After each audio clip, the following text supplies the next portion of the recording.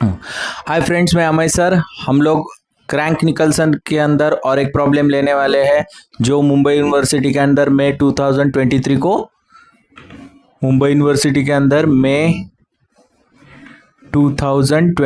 को पूछा गया है। ओके, लेकिन ऐसे टाइप के बहुत सारे प्रॉब्लम बहुत सी यूनिवर्सिटी में पूछे जाते हैं। तो यहाँ पे आप देखेंगे सॉल्यूशन की ओर बढ़ेंगे।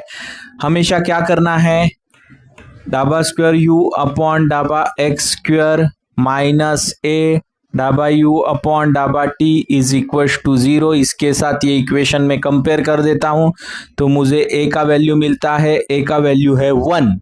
ओके, और x जो है इसका कंडीशन दिया हुआ है। यहाँ पे भी x का वैल्यू मुझे पता चल रहा है कि x जो स्टार्ट हो रहा है वो 0 से हो रहा है और x जो एंड हो रहा है वो 1 पे हो रहा है। लेकिन यहाँ पे कंडीशंस देखेंगे, u is equal to 0 comma t is equal to 0, u is equal to 4 comma t is equal to 0 और u का ये में थोड़ा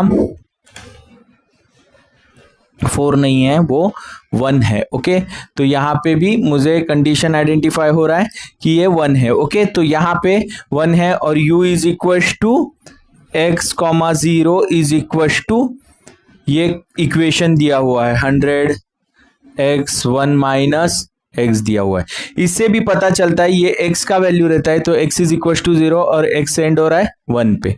अभी यहाँ पे t का वैल्यू मुझे पता नहीं चल रहा है, लेकिन यहाँ पे t का वैल्यू स्टार्ट कभी हो रहा है ये पता चला कि 0 पे स्टार्ट हो रहा है। ओके, लेकिन अभी यहाँ पे देखो t का वैल्यू किधर तक चलने वाला है, किधर तक चलने वाला है t का वैल्यू ये दिया है। हाँ, दिया है, यहाँ पे दिया है। तो 1 स्टेप मतलब यहां से मुझे पता चलता है कि एक ही स्टेप जाना है, एक ही स्टेप जाना है। अगर नहीं दिया है तो आपको एज्यूम करना है 2 स्टेप भी ले सकते हैं, 1 स्टेप भी ले सकते हैं। ओके, तो यहां पे दिया है तो 1 स्टेप, 2 स्टेप दिया है तो 2 स्टेप, मतलब t का वैल्यू।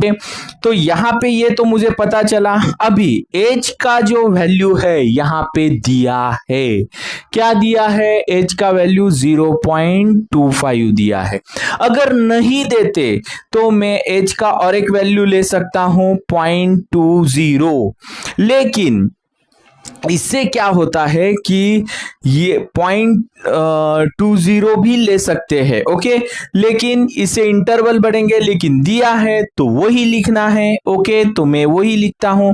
k का वैल्यू निकालने का इसके अंदर का फॉर्मूला क्या है, ah स्क्वायर। तो यहाँ पे k is equal to a का वैल्यू क्या बनता है, कंपेयर किया तो 1 मिलेगा, इनटू h का वैल्यू क्या दिया है 0.25, तो k उसका स्क्वायर दिया हुआ है। तो हम लोग कैल्सी भाई का सहारा ले सकते हैं इसके लिए। 0.25 का स्क्वायर इंटू 1, तो हमें ये जो वैल्यू मिलती है, वैल्यू क्या मिलती है, देखो k की वैल्यू मुझे मिलेगी 0.25 स्क्वायर, तो ये वैल्यू मुझे मिल रही है 0.0625। k की वैल्यू आपको निकालनी है। k इज इक्वल टू, अभी यहाँ पे पीसी बटन प्रेस करता हूं तो ये वैल्यू मुझे मिलती है 1/16।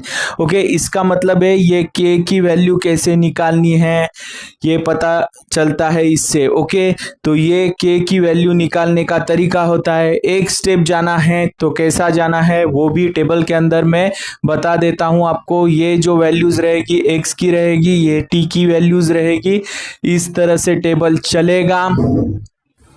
यहाँ पे x की वैल्यूज किससे बढ़ने वाली है, h से, और k की वैल्यूज किससे बढ़ने वाली है, k से। t की वैल्यू k से बढ़ने वाली है। तो यहाँ पे मैं पहले 0.25, इसके बाद ये हो जाएगा 0.5, 50 मतलब 0.75 और लास्ट में अंत में 1। ओके, 1 तक चलना है, इसके लिए मैं यहाँ पे स्टॉप हो गया। अभी यहाँ पे आप देखेंगे तो ये जो वैल्यू रहेगी स्टार्ट की, टी की वैल्यू स्टार्ट हो रही है 0 से और एंड कहाँ पे हो रही है, एंड हो रही है 1.16 पे। या तो आप 0.025 लिख सकते हैं या 1.16 लिख सकते हैं। ओके, कुछ प्रॉब्लम नहीं है, लेकिन के की वैल्यू इससे और 1 स्टेप ही, इसके आगे क्यों नहीं गया, क्योंकि यहाँ पे 1 टाइम स्टेप लिखा है। अगर 2 टाइम स्टेप तो और एक स्टेप हम लोग बढ़ते थे। ओके, अभी यहाँ पे ये कॉर्नर वाले वैल्यूज मुझे निकालने हैं, इसके लिए हमको कंडीशंस लेनी है। हमें कंडीशंस क्या लेनी है, u is equal to, first condition u0, first condition क्या है 0, t इज इक्वल टू 0 है, तो u is equal to 0। t की पहली वैल्यू क्या है 0 है, is equal to 0, u is equal to 0, 1/16 है दूसरी वैल्यू, तो ये देनी है। इसके बाद u, तो यहाँ पे देखो ये 0 मिल गई, ये 0 मिल गई इस फर्स्ट कंडीशन से। दूसरी कंडीशन क्या आती है, देखो u1 t है इज इक्वल टू 0 है, तो u इज इक्वल टू 1 0 रहेगी, मतलब ये वाली पोजीशन ये 0 मिल रही है। u इज इक्वल टू 1/16 है, तो ये भी 0 रहेगी, मतलब यहाँ पे 0, यहाँ पे 0 मुझे मिल चुका है। अभी लास्ट जो कंडीशन है, u is equal to x, 0 is equal to 100x 1 - x है। तो यहाँ पे u is equal to x की पहली वैल्यू 0 है, तो कंप्लीट ये वैल्यू 0 आ जाएगी। u is equal to second value क्या है 0.25 है, इंटू 0 है, तो ये वैल्यू 100 इंटू 0.25 1 - 0.25 हो जाएगी। तो यहाँ पे हमें कैलकुलेशंस करना पड़ेगा। तो यहाँ पे 100 इंटू 0.25 इंटू ब्रैकेट के अंदर 1 - 0.25, तो ये वैल्यू बनती है 18.75, तो ये हो गई 18.75। इसके बाद u इज इक्वल टू 0.50, 0, तो 100 into 0.50 into 1 - 0.50 is equal to, तो 100 इंटू 0.50 इंटू 1 - 0.50, तो ये वैल्यू बनती है 25। इसके बाद u is equal to 0.75, 0 is equal to 100 into 0.75 1 - 0.75 is equal to, तो 100 इंटू 0.75 इंटू 1 - 0.75, तो ये वैल्यू बनती है सेम इसके जैसी 18.75। तो यहाँ पे मुझे ये वैल्यूज देनी है, तो यहाँ पे देखो आपको ये वैल्यू 18.75, यहाँ पे भी 18.75, अभी यहाँ पे जो वैल्यू मिल रही है वो 25।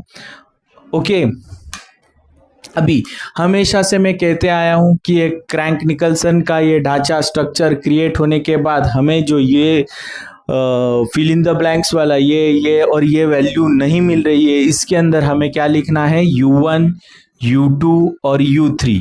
अभी ये 1 स्टेप में है, अगर सेकेंड स्टेप कहते थे तो और एक स्टेप आ जाती थी और उसके अंदर u4 u3 u5 u6 आते थे। इसके पहले वाले सम आप मेरे देखेंगे तो उसके अंदर आपको पता चलेगा कि मैं 2 स्टेप वाला सम लिया था, तो उसके अंदर u4 u5 u6 उसमें मैंने निकाले हुए हैं। ओके, तो हम लोग u1 u2 u3 के वैल्यूज अभी मैं क्या लिखता हूं, u1 इज इक्वल टू, तो ये इस तरह से चलेगा u1, तो यहाँ पे 1/2 0 + 0 + u2 + 25 आने वाला है। u2 is equal to, sorry 1/4 है, ये 1/4। इसके बाद यहाँ पे आप देखेंगे तो ये हो जाएगा, ये हो जाएगा, ये हो जाएगा और ये हो जाएगा, तो 18.75 plus u1 plus u3 plus 18.75 75। U3 is equal to 1/4, इसके अंदर ये 25 प्लस U2 प्लस 0 प्लस 0। अभी यहाँ पे आप देखेंगे तो U1 इज इक्वल टू क्या होने वाला है, 1/4 U2 प्लस 25 और U2 इज इक्वल टू 1/4, ये 18 और 18.75 ऐड कर देंगे तो ये हो गया 37.5 प्लस क्या होने वाला है, U1 प्लस U3 हो जाएगा। और U3 हम लोग कैलकुलेट करेंगे तो 1/4 ये 25 प्लस U2 मिलने वाला है, मतलब ये और ये क्या है, सेम है। और बीच में हमें हमेशा कहते आया हूं कि U2 का जो वैल्यू है ये बीच का वैल्यू है, इसके अंदर U1 और U2 को सब्स्टिट्यूट कर दो तो आपको जो वैल्यू मिलेगा वो U2 का पहले मिलेगा। इतना सा सिंपल से हर एक सम में ऐसा ही करना है क्रैंक निकल्सन के। तो बीच का जो भी U2 रहेगा, यहाँ पे अगर स्टेप और बढ़ाएंगे तो U4 रहेगा, तो इसके अंदर इन दोनों के वैल्यू सब्स्टिट्यूट कर दो तो सिंपल सा फंडा है। तो यहाँ पे U2 is equal to 1/4 37.5 plus U1 का वैल्यू क्या है, 1/4 U2 plus 25 plus 1/4 U2 plus 25। तो ये दो जन सेम है, U2 is equal to 1/4 37.5 is equal plus ये 2/4 U2 प्लस 25। तो यहाँ पे हम लोग ये डिवाइड करेंगे तो 2 हो गया, U2 is equal to 37/5/4 plus 1/8 U2 plus 25। अभी मैं U2 is equal to 37 divided by 4 कर देता हूं तो ये होता है 9.375 प्लस ये हो जाएगा U2/8 प्लस 25 डिवाइडेड बाय 8 करना है तो ये वैल्यू मुझे मिलती है 3.125। तो यहाँ पे प्लस 9.375 ऐड कर देंगे तो ये U2 minus U2/8 is equal to 12.5। तो ये हो जाएगा 7 U2/8 is equal to 12.5। U2 is equal to 12 into 8 divided by 7 तो ये होता है 14/2 82857। ओके, इस तरह से मुझे U2 का वैल्यू मिल चुका है। सेम वैल्यू अगर मैं ये वैल्यू U1 के अंदर प्लेस कर देता हूं तो U1 is equal to 1/4 14.2857 plus 25 तो प्लस 25 डिवाइडेड बाय 4 कर दूंगा तो ये वैल्यू मुझे U2 की वैल्यू मिल चुकी है जो वैल्यू है 9.821।